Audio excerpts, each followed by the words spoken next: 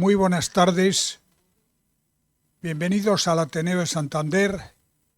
Muchas gracias por su presencia aquí esta tarde. Quiero también saludar a las personas que están siguiendo esta conferencia a través de la página web del Ateneo de Santander, que lo van a ver a través de su pantalla. Esta conferencia, como casi todas las demás que se desarrollan en el Ateneo, quedará grabada y será accesible desde cualquier lugar del mundo. En este caso, hoy es viernes, a partir del próximo lunes. Esta tarde está con nosotros el general Ignacio Olazábal.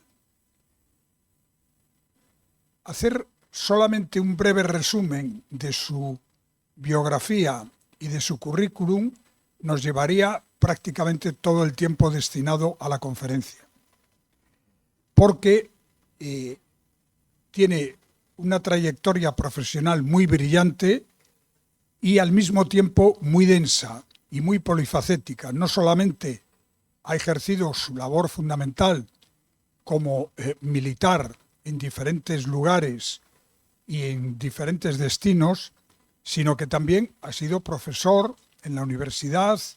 Es una persona que ha dedicado una parte de su carrera a la formación. Para que ustedes le sitúen así un poco por encima, él es de origen navarro, se llama Ignacio, ya eso imprime carácter, ¿eh? Pero no solamente eso, sino que ha desarrollado su carrera militar en diferentes lugares. Para que se hagan idea, él es especialista, es general de caballería, en carros de combate, esto que yo de niño decía los tanques, ¿eh?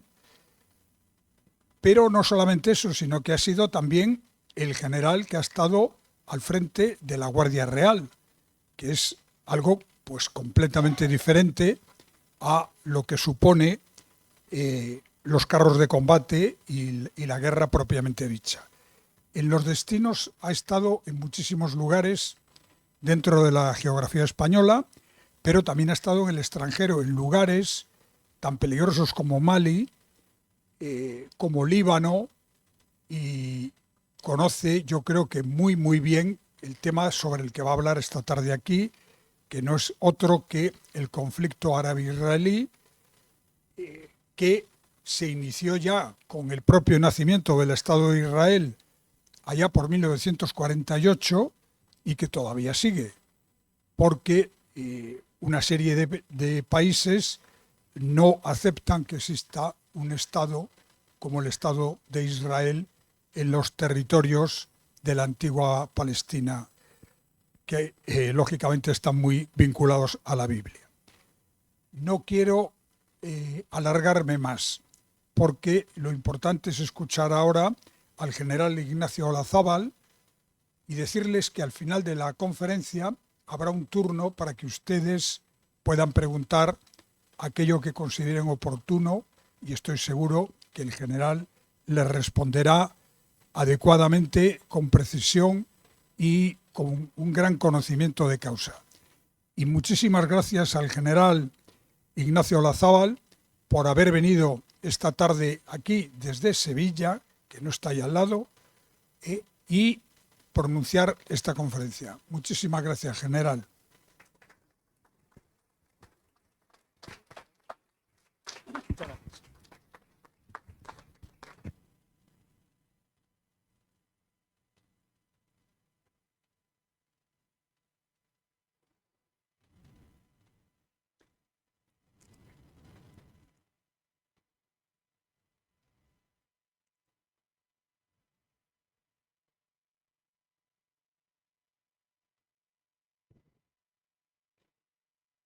Bueno, buenas tardes.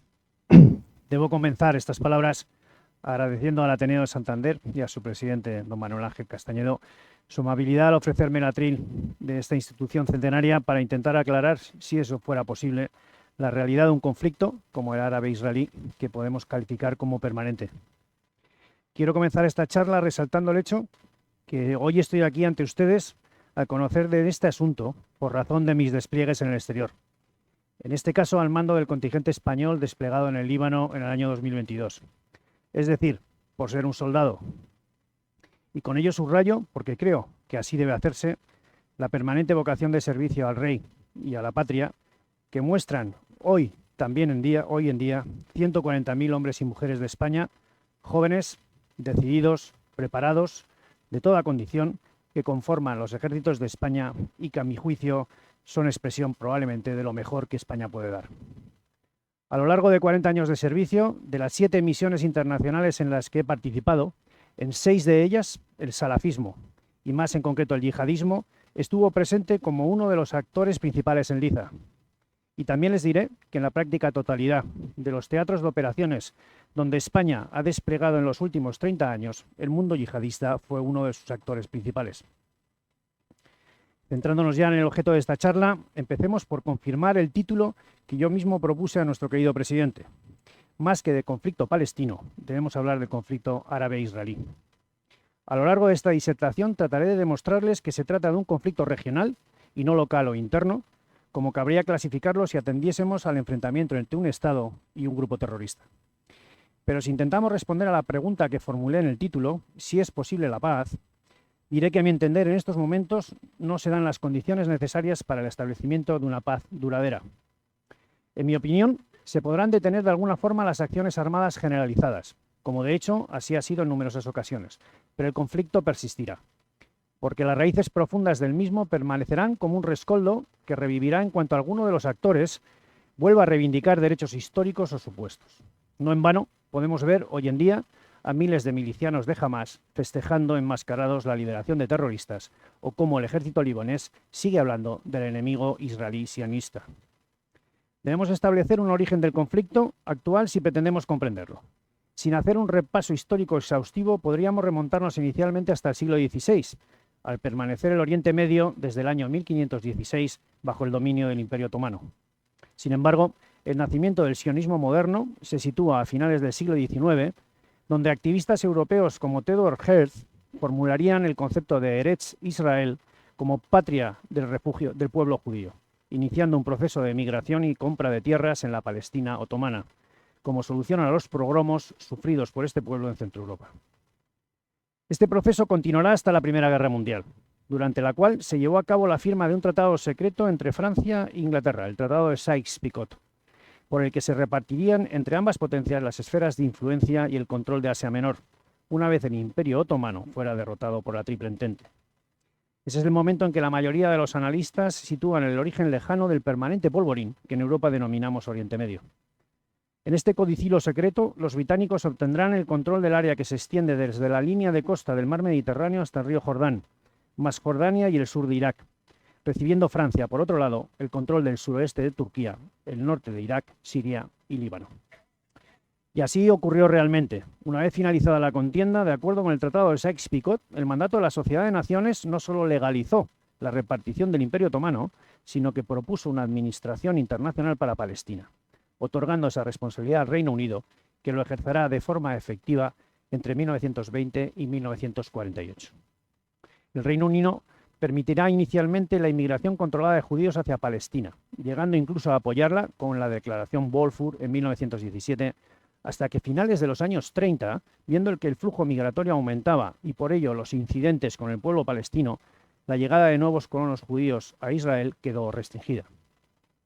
La situación cambió radicalmente al finalizar la Segunda Guerra Mundial, cuando la incipiente Asamblea General de las Naciones Unidas, ante el horror de los crímenes cometidos contra el pueblo judío, decidió la partición de Palestina en 2 estados, uno árabe y otro judío, permaneciendo Jerusalén bajo administración internacional de las Naciones Unidas.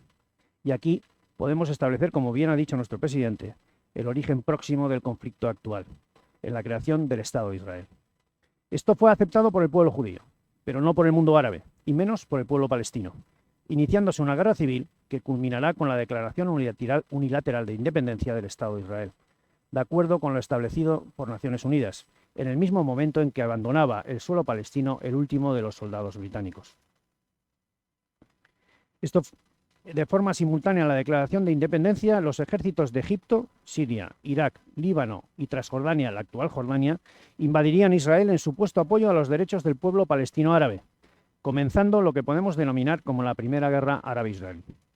Israel, sin disponer de un ejército regular ni armamento pesado, ganó la guerra y como consecuencia de estos combates aumentó en un 40% el territorio que le correspondía según la partición de la ONU, llegando a controlar el 70% del territorio de Palestina.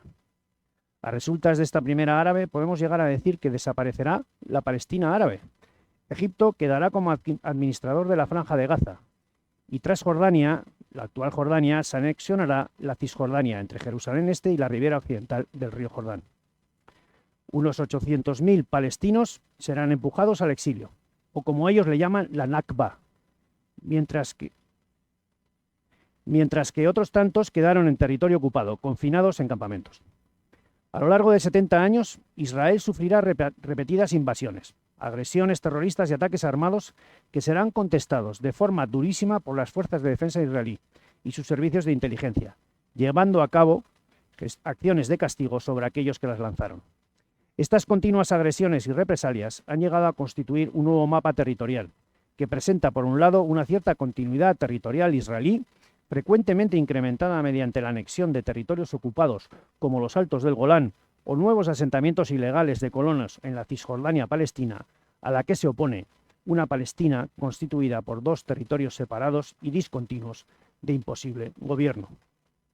Por otro lado, en el norte, la llegada al Líbano de más de 600.000 refugiados palestinos expulsados desde Jordania modificó sustancialmente el frágil equilibrio étnico-religioso de este país, provocando una guerra civil de la que nunca se han recuperado. A caballo de la guerra civil y de estos primeros enfrentamientos armados con Israel aparecen en el año 74 el movimiento Amal y en el año 82 Hezbollah, ambas organizaciones con un marcado carácter anti-israelí, apoyadas por Siria e Irán y que desde su creación ejercerán un importante papel, especialmente en el sur del país, configurándose como una alternativa al Estado y desarrollando entre la población un sentimiento de férrea enemistad con Israel, llegando a detener la última invasión israelí en el año 2006 en la ribera del río Litani. Ese mismo 11 de agosto del año 2006, el Consejo de Seguridad de las Naciones Unidas aprobó unánimemente la resolución 1701, con el fin de conseguir el cese de las hostilidades. Dicha resolución, aceptada tanto por Israel como por Hezbollah y la República del Líbano, requería la retirada del Líbano del primero, del ejército israelí, el desarme del segundo, de Hezbollah, y el despliegue en el sur del país de soldados regulares libaneses. El contingente de la Operación de Naciones Unidas, FINUL o UNIFIL, fue incrementado, el mandato reforzado, autorizando el uso de la fuerza con el objetivo de despejar de actividades hostiles su área de operaciones y resistir los intentos de impedir su tarea. Tanto el gobierno libanés, desde el primer momento, tanto el gobierno libanés como UNIFIL, las Naciones Unidas, declararon que en ningún momento ellos desarmarían a Hezbollah. Desde el año 2006 se han producido innumerables incidentes relacionados con lanzamientos de cohetes desde Líbano hacia Israel por parte de Hezbollah y respuestas armadas por parte de Israel, pero sin llegar a enfrentamientos directos ni cruces de unidades a través de la Blue Line o la frontera entre Líbano e Israel. Líbano e Israel están oficialmente aún en estado de guerra. Dada la importante presencia española en esta misión, me detendré en desarrollar en algo la misión de UNIFIL. El mandato de UNIFIL se estructura fundamentalmente en las resoluciones del Consejo de Seguridad de Naciones Unidas firmadas en un principio en el año 78 con el establecimiento de la misión, así con la ya mencionada resolución 1701, firmada en el año 2006 con motivo del último enfrentamiento armado. Con respecto a las capacidades de las que dispone UNIFIL, encuadra a más de 11.000 soldados, así como 800 civiles procedentes de 47 naciones. España en estos momentos ostenta la jefatura de la misión, con un teniente general que lidera la totalidad de la misión de Naciones Unidas. Además, lideramos operativamente uno de los sectores, el sector este, de superior conflictividad, al encontrarse en él lo que se denominan las violaciones permanentes de la resolución 1701. Gatjar, Caperquela y las granjas de Sheba. España manda 4 batallones, uno español, otro indio, un nepalí y el último indonesio. Estas 4 nacionalidades se complementan con personal y pequeñas unidades de Argentina, Brasil, Kazajistán, El Salvador y Serbia. Alrededor de 4.500 soldados que tuve el honor de mandar. Con respecto al área de operaciones del sector este, se trata de una zona que comparte 55 kilómetros de Blue Line o frontera con Israel y que en su punto más profundo no alcanza más de 27 kilómetros. A efectos de extensión, y para hacernos una idea, hay que tener en cuenta que todo el Líbano es más pequeño que la provincia de Zaragoza. Y me van a permitir, les voy a insertar un pequeño vídeo para que veamos qué es lo que hacemos allí en el Líbano. Esto es lo normal.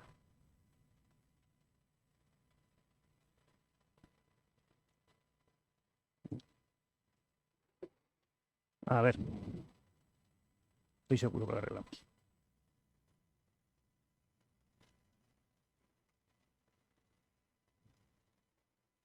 Yo lo tengo.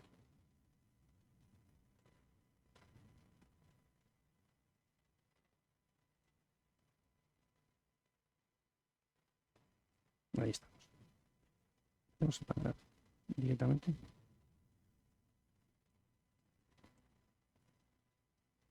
Listo.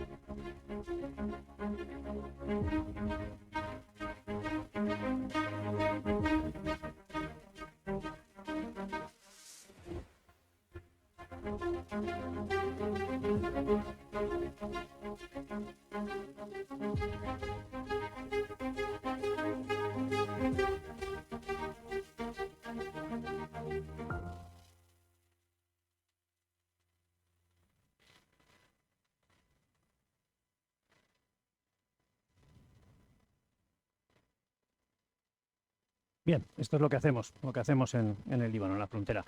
Esos altos que estaban viendo son los famosos altos del Golán. Ahí es donde está el batallón indio y esa zona en invierno se pone con 1,5 metros de nieve y hay que patrullar en las mismas condiciones.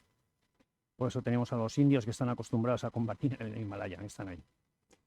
Bien, los principales cometidos asignados a UNIFIL en el mandato están relacionados con la supervisión del cese de las hostilidades entre las partes, el apoyo al gobierno del Líbano y a sus fuerzas armadas con la negación de la presencia de armas no controladas al sur del país. Y este es el gran problema. Y el centro de las protestas israelíes en contra de las Naciones Unidas. Las fuerzas de defensa israelíes se quejan de que las Naciones Unidas han permitido la presencia armada de Hezbollah al sur del río Litani, posibilitando así los ataques desde el sur de este río hacia el norte de Israel. Y esto es relativamente cierto. Las Naciones Unidas, aunque así figuran en las sucesivas resoluciones del Consejo de Seguridad de Naciones Unidas, no disponen de una plena libertad de acción, y los enfrentamientos directos con elementos armados de Hezbollah han sido evitados para no elevar aún más la tensión. La intención de FINUL y, por tanto, de las Naciones Unidas es que sea el propio ejército libanés quien cumpla con lo mandatado en esa resolución 1701. La misión es clara. Es de interposición, y eso sí que se hace. Durante casi 20 años, los cascos azules evitaron innumerables enfrentamientos directos entre elementos de Hezbollah y del ejército libanés con las fuerzas armadas israelitas. España está allí. Cumplimos un papel relevante. La población confía en nosotros y cumplimos con nuestros compromisos. Además, cumplimos bien. Cumplimos como siempre lo hacen los soldados de España, con esfuerzo, con austeridad, sentimiento del deber y con el orgullo que supone el privilegio de servir a nuestra patria y a nuestro rey, vistiendo este honrado uniforme. Hemos visto hasta ahora las causas originarias y los principales conflictos que han asolado esta Tierra Santa, y así la denomino porque los escenarios del conflicto nos hablan de ciudades como Jerusalén, Belén, Nazaret, Galilea o el Jordán. No en vano, la tradición cristiana sitúa en el monte Hermón, en los altos del Golán, como el lugar de la transfiguración del Señor, o Hasbaya como la patria originaria de la familia de la Virgen María, siendo el sur del Líbano, Tiro y Sidón, la llamada Tierra de Canaán. Dicho esto, a la hora de analizar el conflicto actual, debemos profundizar, aunque sea ligeramente, acerca de los actores presentes en el conflicto. Este conflicto que nos ocupa se ha venido a denominar conflicto de proxies, porque potencias como Siria, Arabia, Israel, Irán o incluso Rusia, Francia, Inglaterra o Estados Unidos evitan combatir directamente entre ellos, y serán estos grupos proxies quienes los hacen en su nombre y de acuerdo a sus intereses. Comencemos con lo que se ha denominado el eje de la resistencia, formado por lo que podemos calificar como los enemigos del Estado de Israel. Este eje está formado por una serie de actores no estatales que actúan como proxies de Irán, quien adiestra, financia, suministra y dirige sus acciones, coordinando las mismas. Creo importante comprender quiénes son estos grupos y cuáles pueden ser sus capacidades. Empecemos por Hamás, Movimiento de Resistencia Islámica. Es una organización política, militar, suní, yihadista y nacionalista. Su objetivo actual, definido ahora mismo en el año 2017, es el establecimiento de un Estado de Palestina completamente soberano e independiente, con Jerusalén como capital, en las fronteras del 4 de junio de 1967. No reconoce al Estado de Israel. Como la mayoría de estos grupos, Hamás cuenta con una serie de organizaciones dependientes que desarrollan sus actividades en muy diversos ámbitos. Abarcan desde la asimilación cultural y religiosa de los jóvenes a través de las madrasas hasta la asistencia social a los palestinos más necesitados, siempre que sean de los suyos, y a las familias de sus propios miembros muertos o presos en cárceles israelíes. Disponía hasta hace unos meses de un potente brazo armado, las llamadas Brigadas Al-Qassam. Para la mayor parte de las democracias occidentales, Hamás es un grupo terrorista, aunque algún otro país todavía los considera como una organización de resistencia, que no es lo mismo. Ha gobernado de facto la Franja de Gaza desde que ganó las elecciones legislativas en el año 2006, haciéndose con el poder ejecutivo mediante un golpe de Estado, expulsando a Al-Fatah y a la Autoridad Nacional Palestina de la Franja. La estructura operativa de Hamás estaba profundamente integrada en la infraestructura civil de la Franja, con centros de mando ubicados en edificios civiles y depósitos de armas y bases de lanzamiento situados en instituciones y residencias civiles o cerca de ellas, así como en una complejísima red de túneles. Su muy mermada capacidad operativa le llevó en su momento a aceptar una tregua canjeando rehenes por prisioneros, pero renunciando a su primitiva pretensión del abandono por parte del ejército israelí de todas sus posiciones en la franja. Como veremos luego, en estos momentos se está llevando a cabo otra vez serias negociaciones auspiciadas por Estados Unidos y Qatar para establecer una nueva tregua y un nuevo intercambio de rehenes por prisioneros.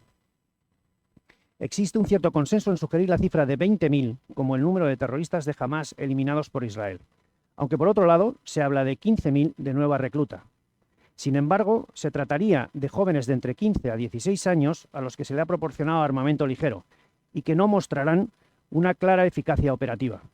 Por cierto, también existe un cierto consenso entre los analistas en decir que el control que Hamás ejerce sobre el reparto de ayuda humanitaria sirve para pagar a estos jóvenes de reciente recluta. Y de este hecho viene el férreo control actual de Israel sobre el reparto de ayuda humanitaria, habiendo creado hasta una fundación americana y contratando empresas privadas americanas para organizar su reparto y evitar así el control de Hamás. La Yihad Islámica Palestina. La Yihad Islámica Palestina es otro grupo proxy palestino pro-iraní.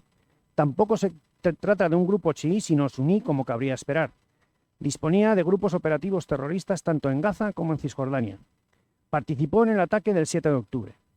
Ha sufrido altísimas bajas a lo largo de la guerra. En Cisjordania, la Yihad Islámica Palestino permanece parcialmente activa, principalmente en la ciudad de Jenin. Hezbollah.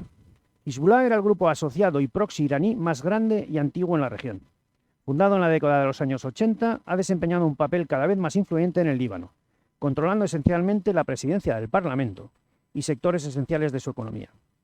Hezbollah había acumulado un importante arsenal en los últimos 30 años que actualmente se considera prácticamente destruido. Ha utilizado con profusión drones, cohetes, misiles tierra-aire y contracarros suministrados por Irán y por Siria. Su fuerza de élite, las brigadas Radwan, se consideran en este momento desactivadas. Esto es un revés importantísimo para el eje de la resistencia, pues se trataba inicialmente de su activo más importante y mejor dotado, bien adiestrado y con experiencia de combate adquirido en las guerras civiles de Siria y de Irak. Los hutís, Ansar Allah, los elegidos de Dios.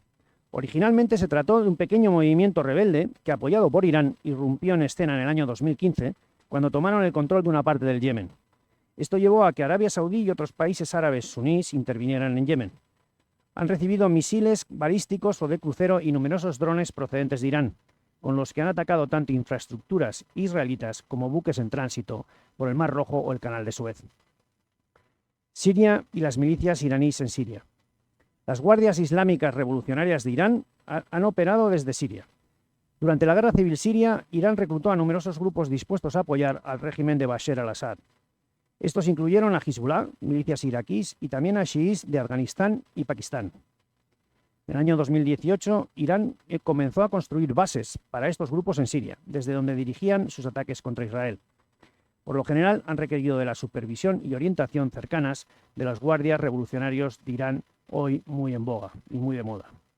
El conflicto estuvo a punto de extenderse o regionalizarse cuando Israel atacó a la embajada de Irán en Damasco, eliminando a varios generales iraníes de la fuerza Quds, la élite de estos grupos revolucionarios islámicos.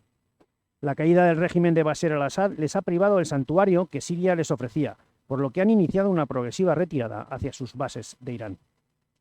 Vayamos a los antecedentes inmediatos del conflicto, a los acuerdos de Abraham. En el año 2020, Israel, Estados Unidos, los Emiratos Árabes Unidos y Bahrein, con el auspicio de Estados Unidos, firmaron los acuerdos de Abraham, mediante los cuales se abrían las puertas a la normalización de las relaciones diplomáticas y comerciales entre estos países árabes y el Estado judío. Posteriormente, Marruecos y Sudán se unirían a estos acuerdos. Permítame ahora una pequeña digresión. Marruecos se adhirió a los acuerdos de Abraham, reconociendo al Estado de Israel el mismo día en que los Estados Unidos reconocieron el derecho de Marruecos a quedarse con el Sáhara Occidental. Postura que ha apoyado España últimamente.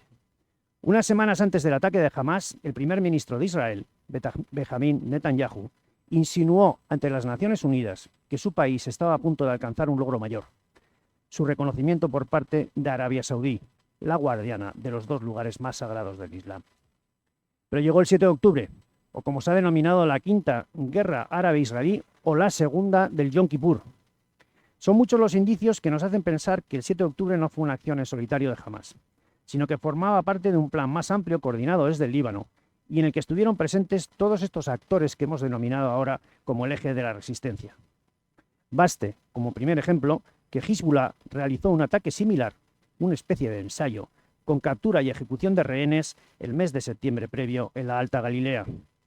Otro de los elementos que nos hace pensar que el 7 de octubre fue un acto coordinado desde el Líbano, lo tenemos que buscar en las reuniones que tuvieron lugar entre abril y septiembre del año 2023 y que cristalizaron en la puesta en práctica de este 7 de octubre.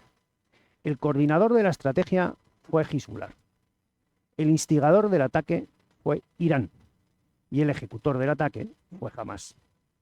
Agosto fue el mes clave en la preparación del atentado y de la guerra. El primer encuentro se celebró el 12 de agosto entre el presidente de la Comisión de Seguridad Nacional del Parlamento de Irán, Wahid Jalal-Laseh, y el jeque Nasrallah, líder de Hezbollah. Para muchos, este encuentro marcó la activación del plan que se vería acelerado tras la visita del ministro de Exteriores iraní a Arabia Saudí, donde Riad le confirmó que estaban a punto de firmar el acuerdo de normalización con Israel. Al no poder permitirlo Irán, el 25 de agosto y el 2 de septiembre, Nasrallah se reúne con los representantes de Hamás, Saleh al-Aruri y la Yihad Islámica Ziyab al-Naqallah para la ejecución de este plan.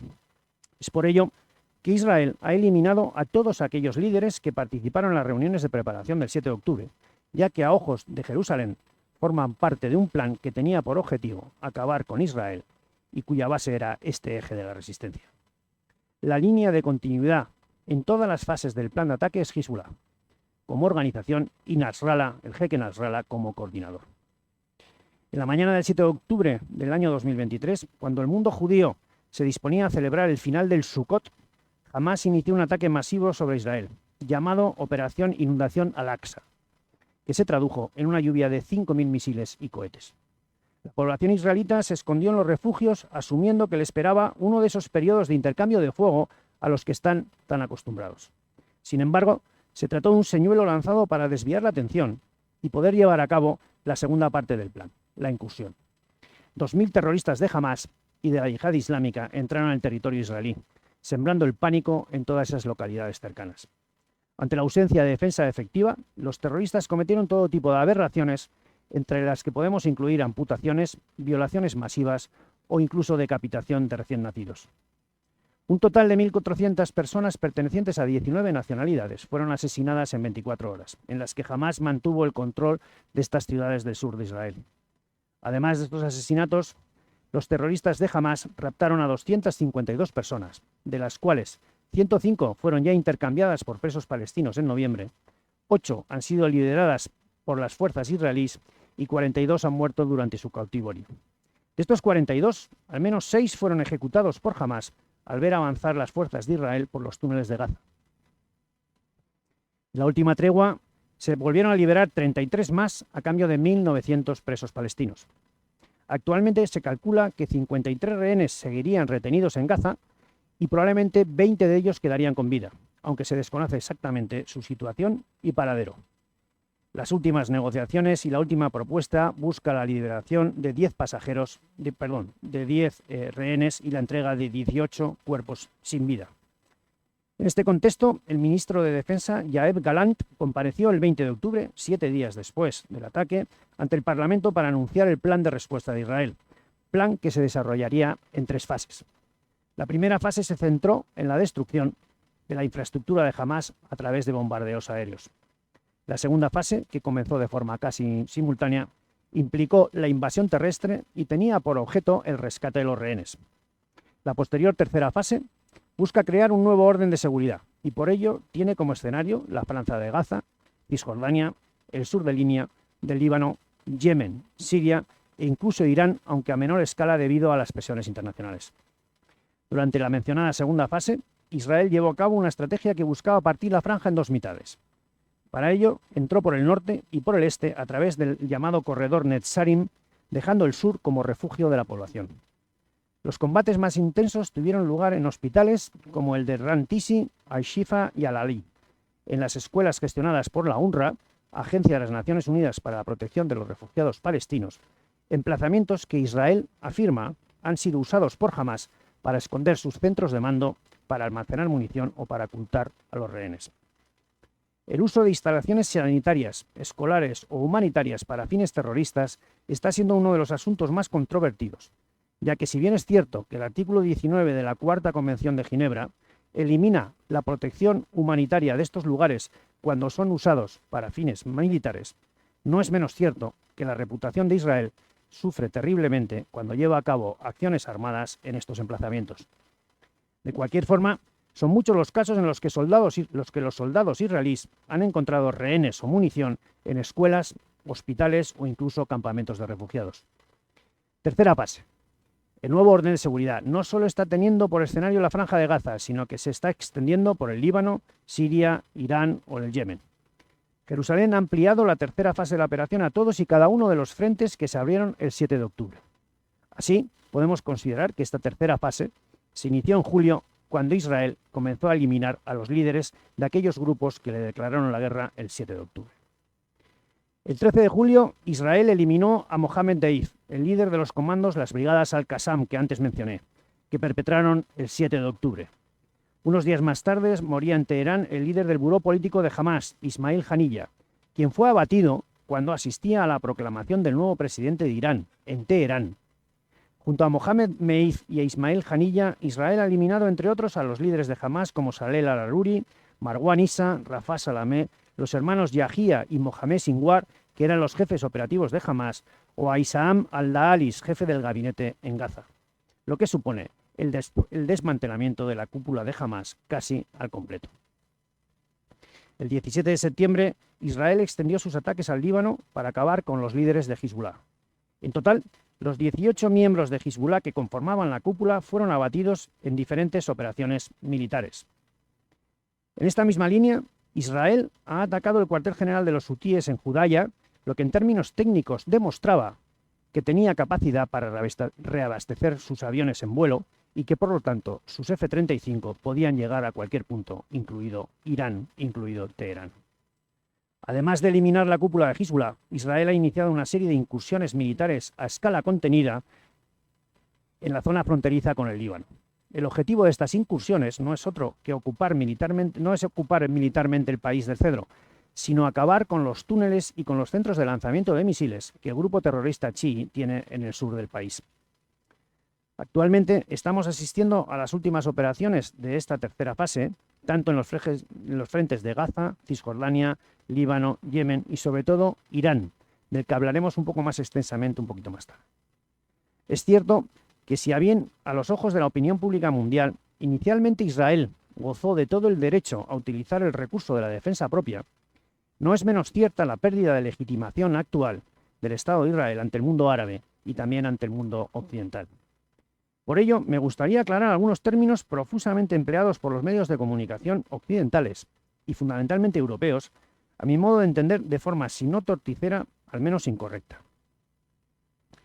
El jus ad bellum, el derecho de la guerra, por cierto, desarrollado en la Escuela de Salamanca en España en el siglo XVI y de plena actualidad como fuente del derecho internacional humanitario. Citaré la Carta Fundacional de las Naciones Unidas.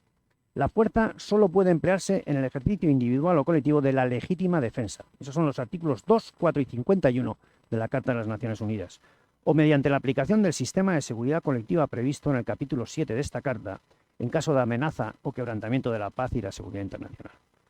Podemos colegir, por tanto, que toda nación disfruta del derecho a la legítima defensa, por lo que el foco legal de la operación recae ahora sobre la supuesta obligación de demostrar la necesidad y la proporcionalidad en el uso de la fuerza.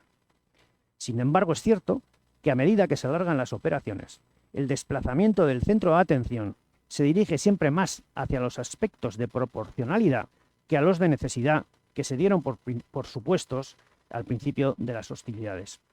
Como hemos dicho, fue Francisco de Vitoria y la Escuela de Salamanca quienes definieron el concepto de guerra justa, que requiere una mayor reflexión en cuanto al conflicto que nos ocupa. Para que un conflicto armado pueda considerarse así, como guerra justa de acuerdo al derecho internacional humanitario, deberá presentar las siguientes características. Causa justa. Debe haber una razón justa y adecuada para ir a la guerra. Como causas se citan la autodefensa, la protección de los inocentes y los derechos humanos. Causa proporcional. El bien de ir a la guerra debe ser mayor que la destrucción y la muerte que causará la propia guerra. Intención correcta. Nuestras razones y motivos para entrar en la guerra deben ser nobles. No se puede iniciar una guerra, o no será justa, solo para restaurar nuestro orgullo nacional o para vengarnos de un enemigo. Autoridad correcta. La guerra solo puede ser autorizada por una autoridad gobernante legítima. Tiene que ser un Estado. Posibilidad razonable de éxito. Si no hay una posibilidad razonable de éxito, no puede haber una posibilidad razonable de utilizar la guerra para restablecer una paz justa. Y último recurso. La guerra debe ser la última opción razonable y viable para resolver los problemas. Se deben emplear todos los medios necesarios. La ambigüedad necesaria en la formulación de estos principios nos lleva a la subjetividad. Y por ello es habitual que todos los contendientes o ambos contendientes invoquen los mismos principios para justificar las acciones tomadas por cada uno de ellos. Sin embargo, dado que el derecho internacional humanitario no disponía de instrumento alguno para castigar las violaciones del mismo, la Asamblea General de las Naciones Unidas, en una reunión celebrada en Roma en julio de 1998, aprobó por 120 votos a favor y 7 en contra la creación de la Corte Penal Internacional. Por cierto, los 7 que no firmaron: China, Libia, Yemen, Qatar, Israel y Estados Unidos. Rusia firmó, pero no la ratificaron. Esta Corte Penal Internacional se creó para suplantar o complementar las instituciones jurídicas nacionales y poder suplantar a los tribunales ad hoc creados para la antigua Yugoslavia, los crímenes de genocidio en la antigua Yugoslavia y en Ruanda.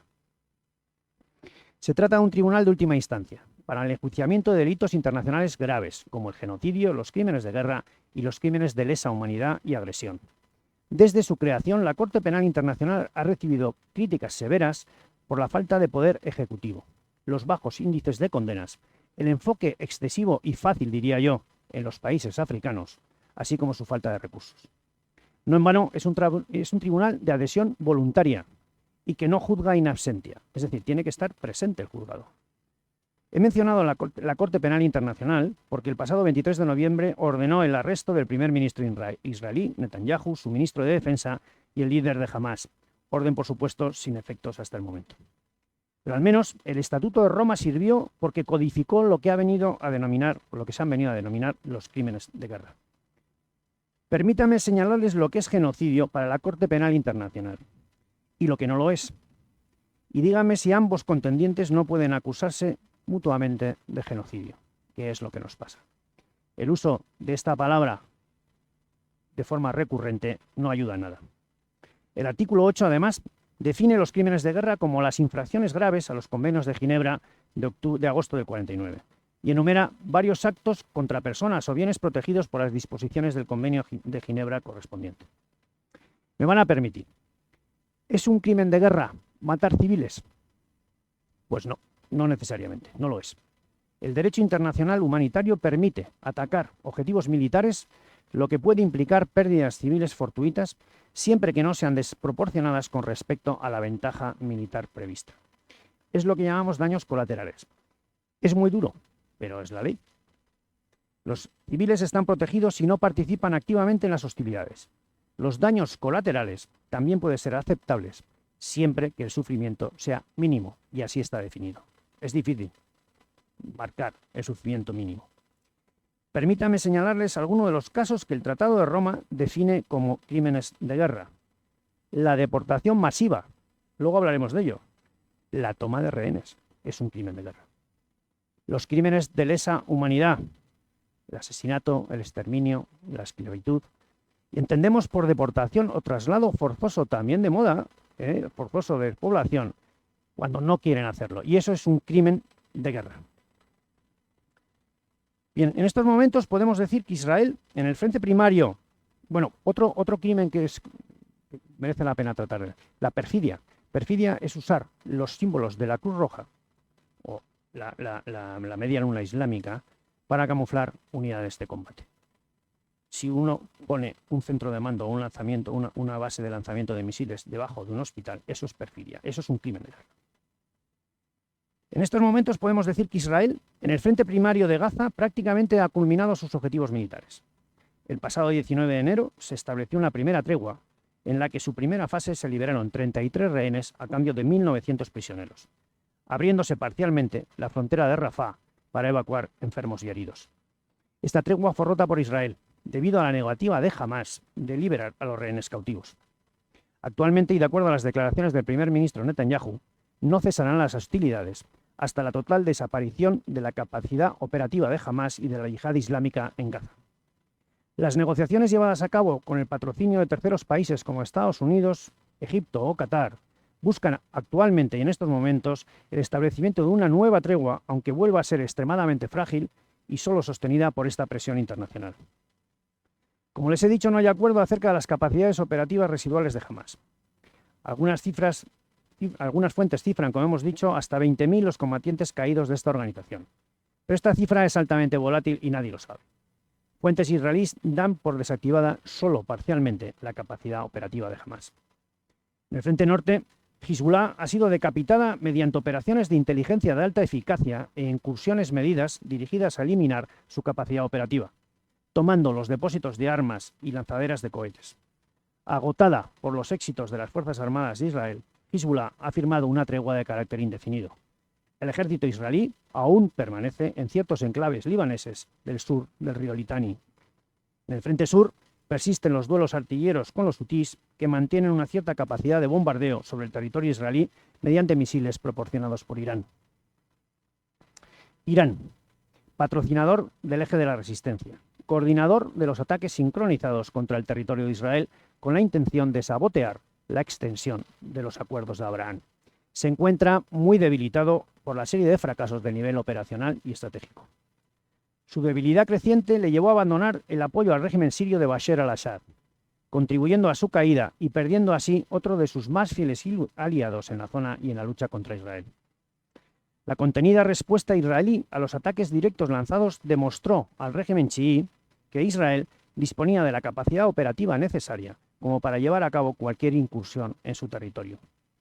En ese primer ataque, la Fuerza Aérea israelí solo destruyó las defensas antiaéreas de las instalaciones de enriquecimiento de uranio de Isfahan y Natanz.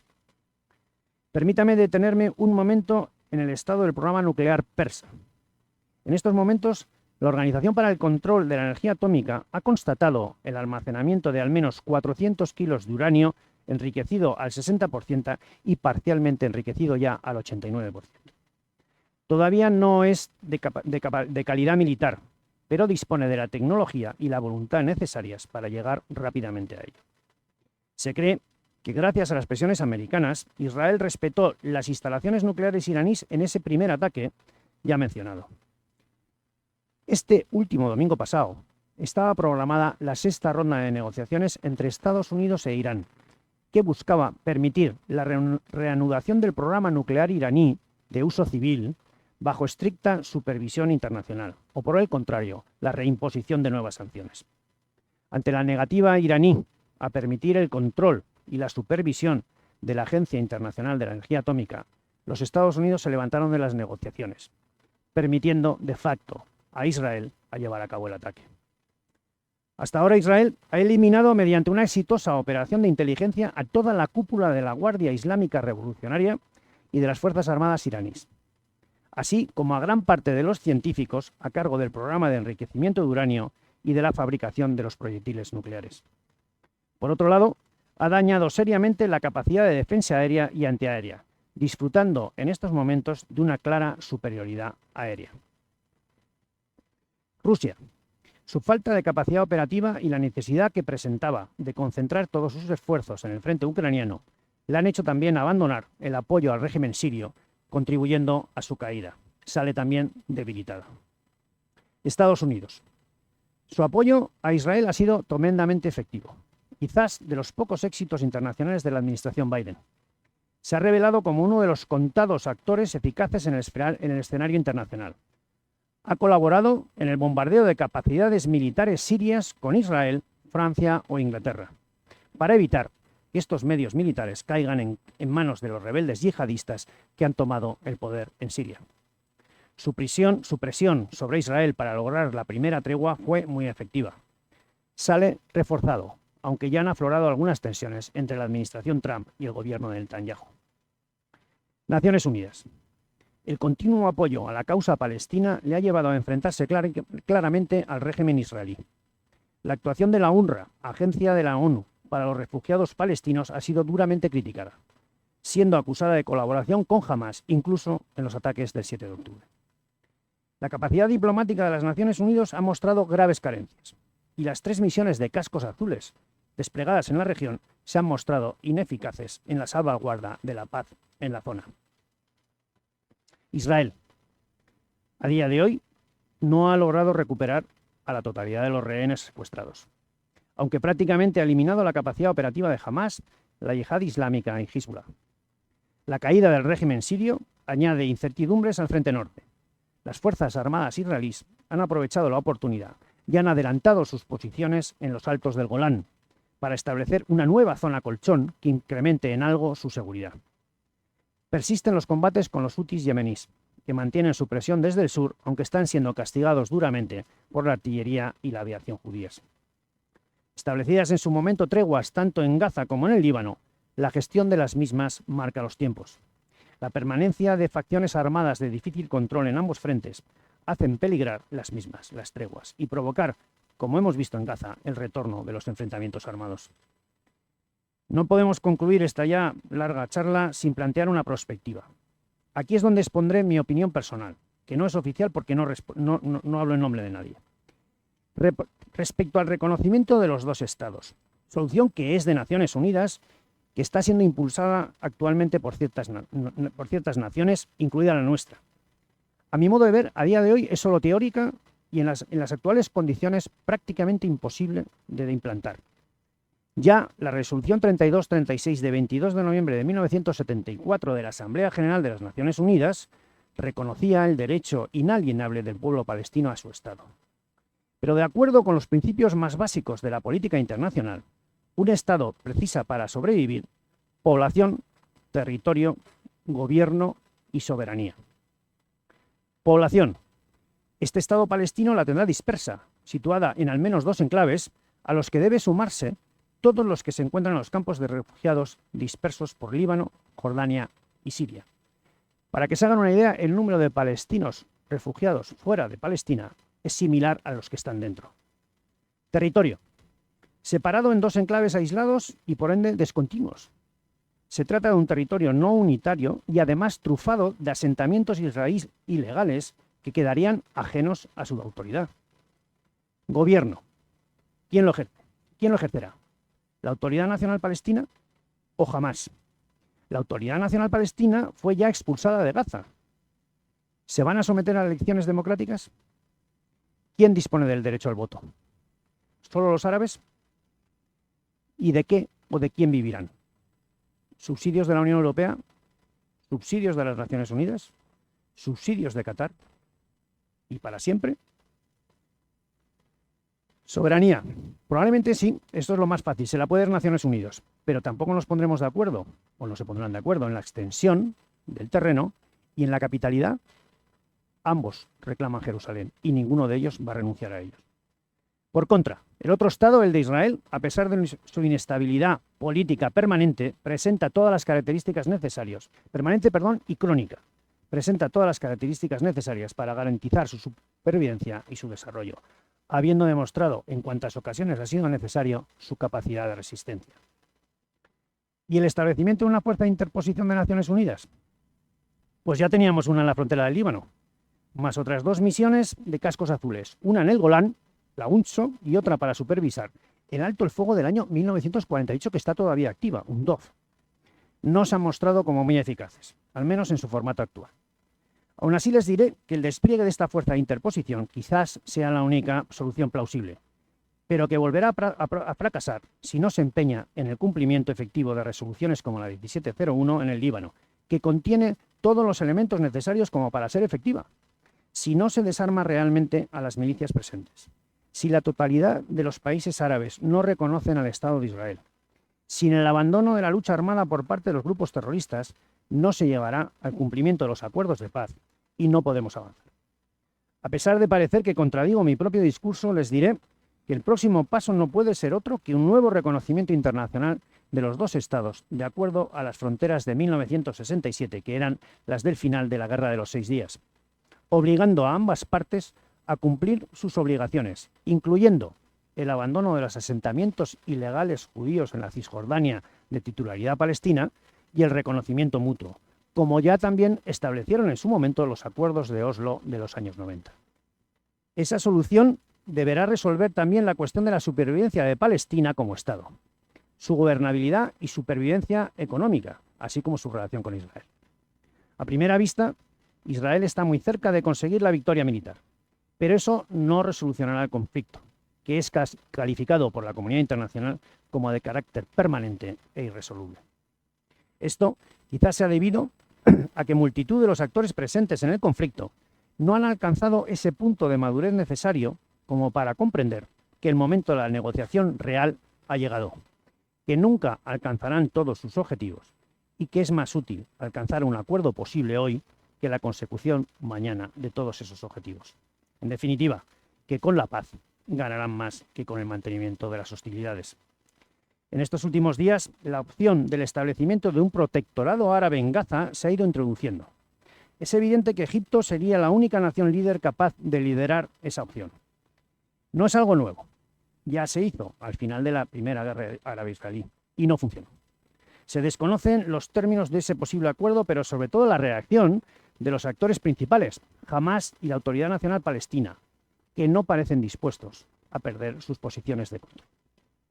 En cuanto a la propuesta de la administración Trump de expulsar a todos los palestinos de Gaza, como no la entiendo muy bien, pues no la voy a calificar. El artículo 8, lo que sí que les digo es que el artículo 8 del Estatuto de la Corte Penal Internacional establece que la deportación, el traslado ilegal o el confinamiento ilegal son crímenes de guerra. Por cierto, al igual que la toma de rehenes. Quiero finalizar diciendo que si las operaciones israelíes en Gaza continúan como hasta ahora, podemos decir que el eje de la resistencia habrá ganado. No militarmente, pero sí políticamente. La brutalidad empleada por el ejército israelí en Gaza está consiguiendo unir a los países árabes, al menos en el rechazo a Israel, por lo que la ampliación de los acuerdos de Abraham está cada día más lejos. Asimismo, la cuestión iraní debe ser finalizada. A mi entender, estos ataques no van a detener, los ataques actuales, los que estamos viendo estos días, no detendrán el programa nuclear iraní, solo lo retrasarán. Irán solo pretende ser una potencia nuclear para reconstruir el eje de la resistencia y llevar a cabo los mandatos de su revolución islámica, que incluyen la eliminación del Estado de Israel y la eliminación de la presencia e influencia de Occidente en el Oriente Medio. Por supuesto, eliminar el Estado de Israel o el Estado sionista, como ellos le denominan. Y esto es evidente que el Estado de Israel no lo puede permitir. Termino agradeciendo su indulgencia y en especial la de esta más que centenaria institución y de su presidente, que me ha permitido dirigirles estas torpes palabras. Muchas gracias.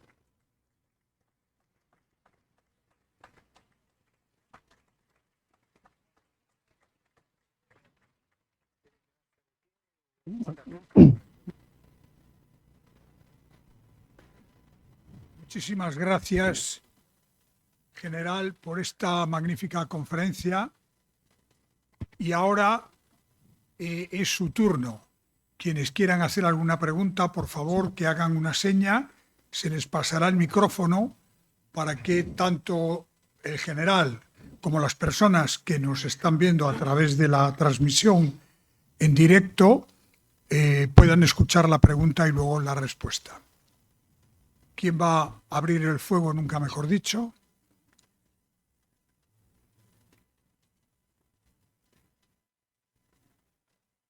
Buena. ¿Tiene voz? Bien. La pregunta es la siguiente. Israel presume de la inteligencia más letal de todo el mundo. ¿Cómo les colaron esa entrada el 7 de octubre? Y segundo, ¿no se enteraron que estaban haciendo túneles con el dinero de la Unión Europea? Sí. Respecto a los túneles, sí. Estoy con el... respecto a los túneles, sí. Los túneles sí que sabían, eran conscientes. Bueno, localizaron los que localizan. Tampoco... Aquí pasa lo de siempre. Uno es muy bueno, pero el otro de enfrente, o sea, no hay nada peor que creerse que el enemigo es tonto. Entonces, no. Los palestinos, Hamás y Hezbollah, digamos, entre otras cosas, la Franja de Gaza muchas veces vive del contrabando de esos túneles, que se mueve por esos túneles, tanto hacia Egipto como hacia Israel. Nadie sabe cómo se pudo perpetrar ese ataque siendo las fronteras más modernas, electrónicas. Le voy a contar una anécdota.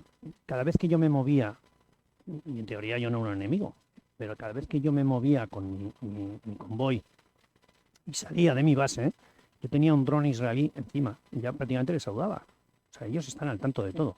Nadie sabe cómo les pudieron perpetrar semejante ataque y que no tuvieran además capacidad de reacción en 24 horas. Ha surgido una, a mi modo de ver, teoría de la conspiración, diciendo que es que el Estado de Israel se dejó atacar para luego reaccionar. Miren, no. Israel es una democracia, como nosotros. Es un país democrático. No puede permitirse el lujo de tener 200 muertos en un día. No.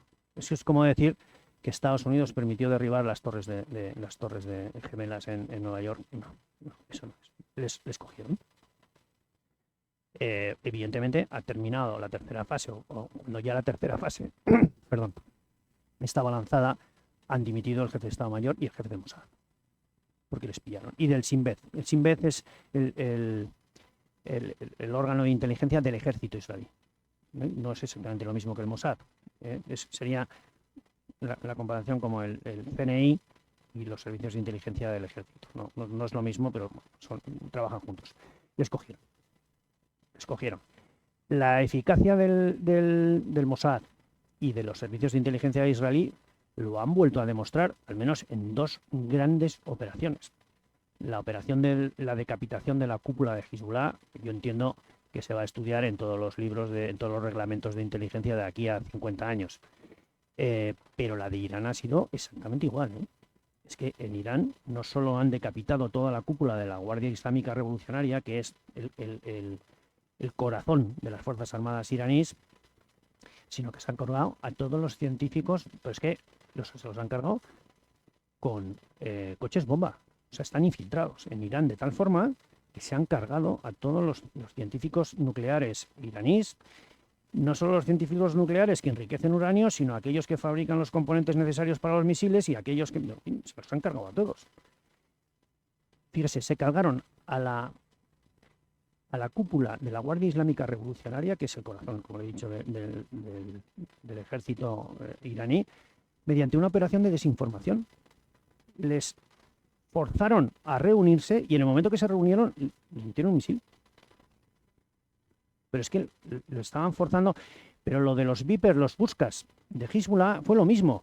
Durante años, a la vez que estaban creando esa empresa, como para que el propio Hezbollah les comprase a ellos los Buscas, les obligaron a dejar de utilizar los móviles como elemento de comunicación. Porque cada vez que alguien usaba el móvil es fácilmente rastreable y le metían perdóname la expresión, un pepinazo. Entonces, les obligaron a usar los Buscas. Entonces, como tenían que usar Buscas, les compraron a ellos mismos los Buscas que tenían una carga. Eso no es una operación de 6 meses, es una operación de 10 años. Pues aún así, les pillaron. Nadie lo entiende. Y nadie lo sabe. Y desde luego no nos lo van a contar. Que sería dejarles en evidencia.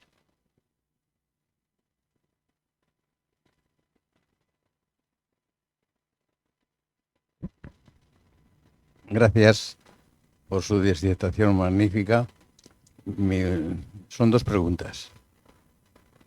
¿Quién financia durante tiempo y tiempo?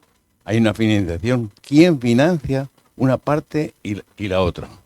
Y después, y la otra es, no quieren la paz. No desean la paz ninguna de las 2 partes. ¿Qué piensa usted de eso? Sí. Mire, ¿quién financia? Vamos a ver. Irán, a todo lo que les he dicho que son esos grupos proxies, es el dinero del petróleo de Irán. Irán, que tiene una gravísima crisis económica, pero bueno, todo lo dedica a eso. Bueno, pues Irán, a todos esos grupos proxies, Hamas, Hezbollah, la Yihad, los Hutis, Siria, Rusia también está ahí metido, pero Rusia no tiene capacidad de financiar, bueno, ya bastante tiene con lo que tiene. Irán. ¿Quién financia a Israel? Bueno, Israel es una potencia occidental en Oriente Medio que sí que es cierto que está, si me permiten la expresión, dopada por Estados Unidos, y sobre todo con una ayuda militar tremendamente buena y eficaz. Israel es el único país del mundo que recibe el material americano en su totalidad. Es decir, si yo le compro un avión a Estados Unidos, un F-35, no me dan la misma versión que usan ellos. ¿De acuerdo? Me dan una versión -1, si me entiende bien, el modelo del año pasado. A Israel no. A Israel le dan el mismo. ¿De acuerdo? Entonces, uno, financiado y ayudado por Estados Unidos, ese famoso lobby judío de tal peso específico en Estados Unidos, bueno, pues apoya a su pueblo. Tiene la conciencia de pueblo, el pueblo judío tiene una conciencia de pueblo tremenda. Y luego, ¿quién financia a Palestina? Pues usted, la Unión Europea. Sus impuestos. Bueno, los míos.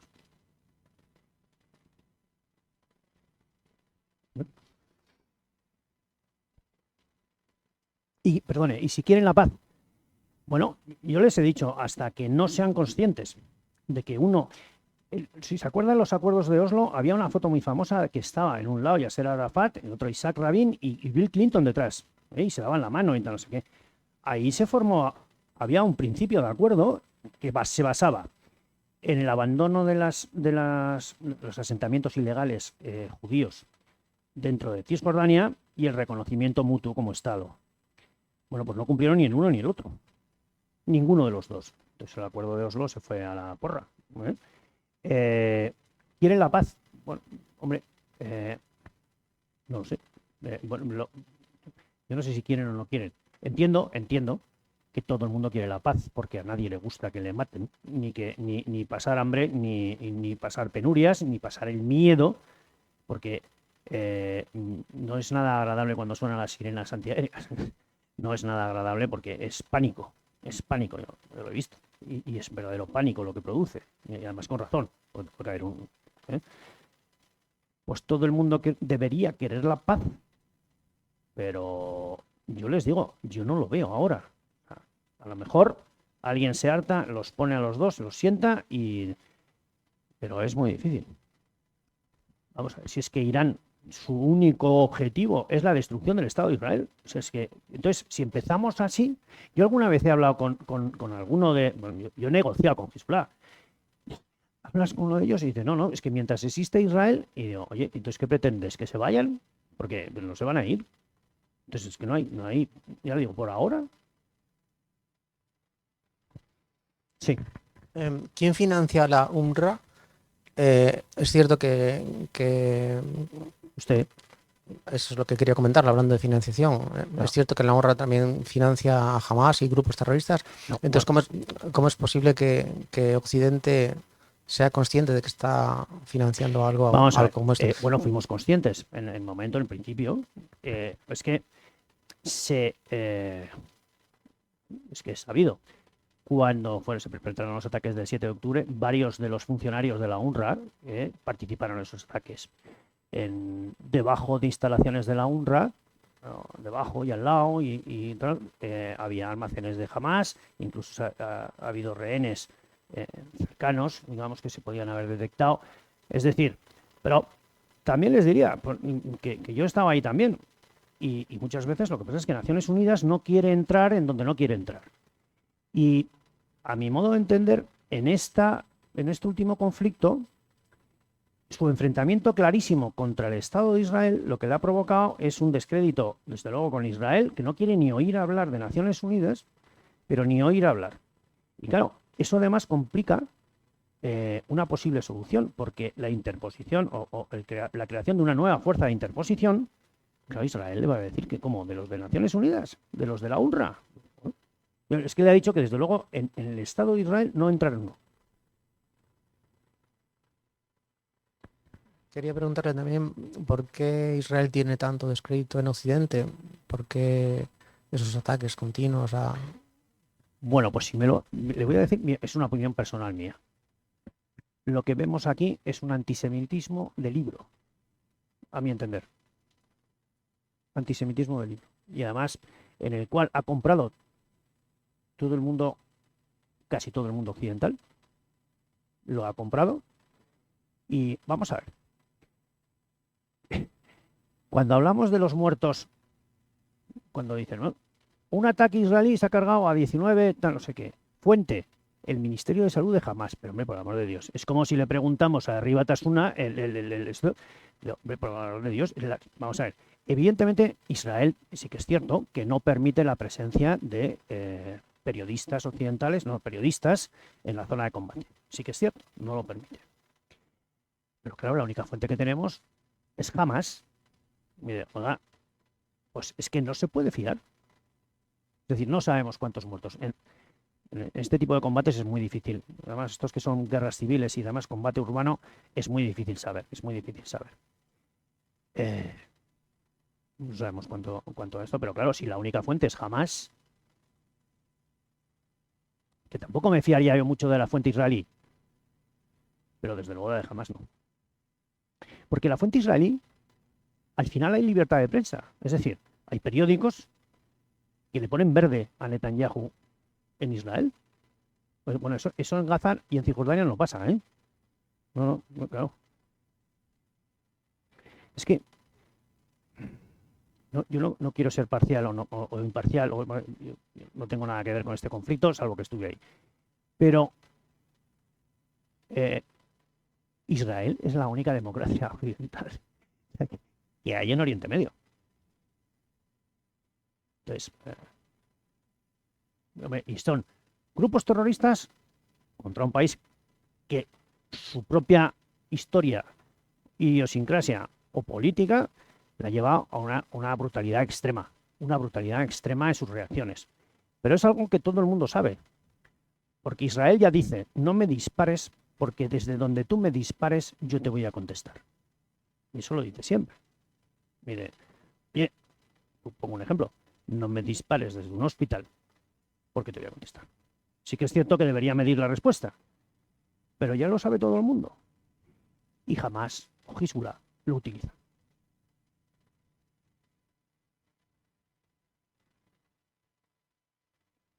Un poco también va por ahí el tema, ¿no?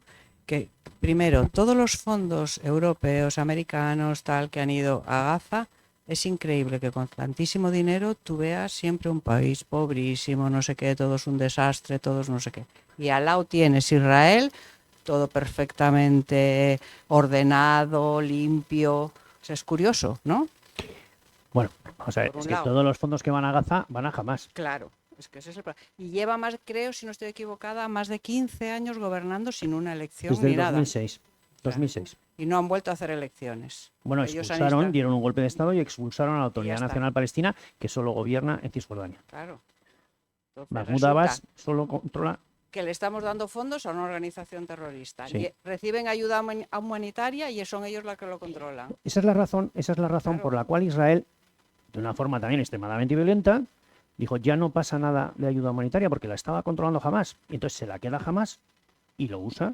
Claro. Por cierto, se la da a sus partidarios. O sea, no se crea usted, si usted se cree que usted es cristiana y está en esto, usted no recibe ayuda humanitaria, pero vamos, la recibe quien la recibe. ¿Qué ha pasado ahí? Lo que pasaba en Bosnia. Igual, exactamente igual. O sea, este es el mundo yihadista en el que nos movemos. Y que pasaba en Mali. Igual. Sí. El problema es el control. ¿Quién controla y quién audita? Porque aquí, bueno, no lo vemos en el telediario ahora todos los días. En el momento que se ha desviado un esto, ya tienes aquí a la UCO, a todo esto. Ahí son ingentes cantidades de dinero, ¿eh?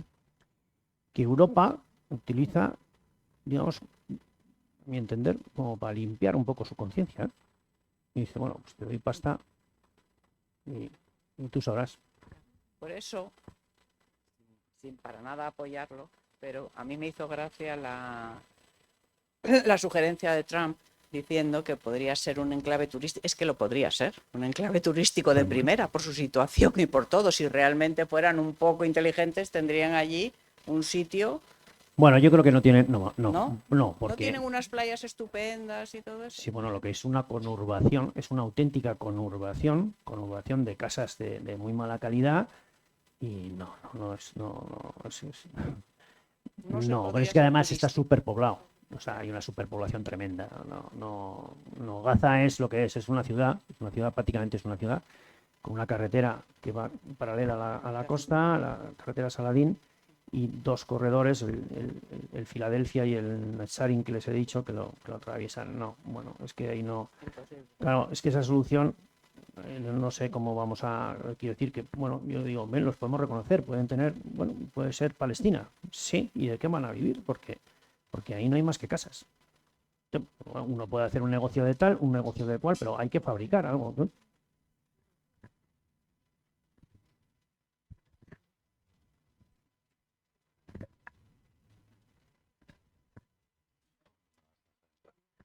Hola, buenas tardes. Muchas gracias, mi general. Creo que ha sido súper interesante lo que nos ha contado. Pero hay no sé si es una pregunta o una reflexión. Me causa mucha confusión. El título de la conferencia era ¿Es posible la paz árabe-israelí? Y hemos visto claramente que el enemigo de Israel es Irán. Y el que está por la destrucción de Israel desde su fundación es Irán, que no es árabe, No, es persa. es persa. Sí. Bueno, Sería más apropiado hablar de conflicto islámico-israelí, porque uno de los mayores enemigos de Irán es Arabia Saudí. Esos sí son árabes. sí, bueno, sí, tiene usted razón. O sea, vamos a ver,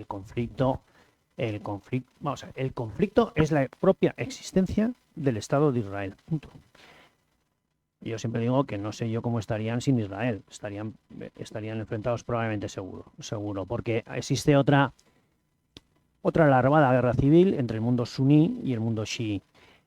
Sí que es cierto que no solo es una guerra entre chiíes y sunís, sino que es una pugna por el control del Oriente Medio, ¿de acuerdo? Entre Arabia Saudí e Irán y sus ámbitos de influencia. En estos momentos el ámbito de influencia chií está muy debilitado porque no le ha salido bien. Es decir, ha caído Siria, que era su gran valedor, el gran valedor de Irán, pero ha caído Irak y entonces ya va perdiendo apoyos, y además en el Líbano Hezbollah está muy de capa caída porque ha perdido, porque le han dado.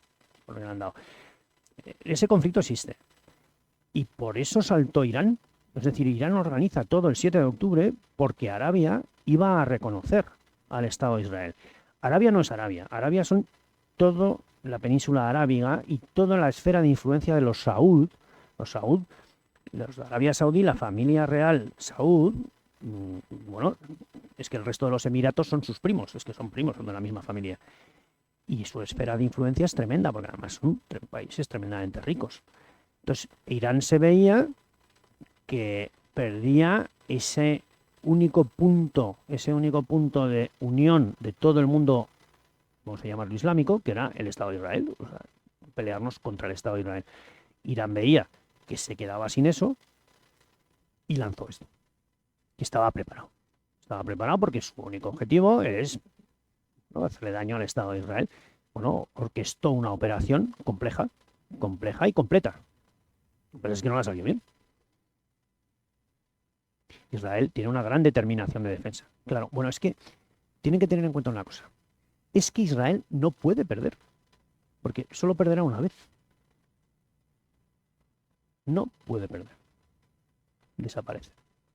Y esas expresiones, desde el mar hasta el Jordán, eso estamos hablando de genocidio. Esa expresión es un reclamo a un genocidio. No repitamos. Bien, pues si hay alguna otra pregunta sería la última, y si no, creo que debemos agradecer al general Ignacio Olazábal con un fuerte aplauso esta magnífica conferencia.